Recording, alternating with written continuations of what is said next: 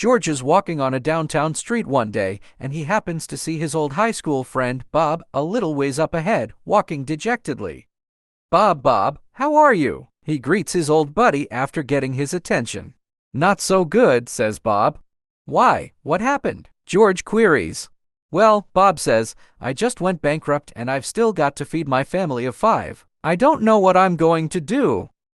"Could have been worse," George replied calmly. "Could have been worse." A month or so later, George again encounters Bob in a restaurant. "And how are things now?" he asks. "Terrible," says Bob. "Our house burned down last night." "Could have been worse," says George, again with total aplomb, and goes about his business. A month later, George runs into Bob a third time. "Well, how goes it?" he inquires. "Oh," says Bob, "things just get worse and worse. It's one tragedy after another. Now my wife has left me." Bob nods his head and gives his usual optimistic-seeming little smile, accompanied by his usual words, "Could have been worse."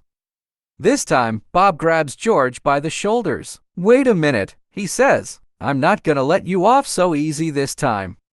3 times in the past few months we've run into one another, and every time I've told you the latest disaster in my life. Every time you say the same thing, could have been worse. This time, for God's sake, Bob, I want you to tell me, how in heaven's name could it have been any worse?" George looks at Bob with the same little wisp of a smile. "Could have been worse," he says. "Could have happened to me.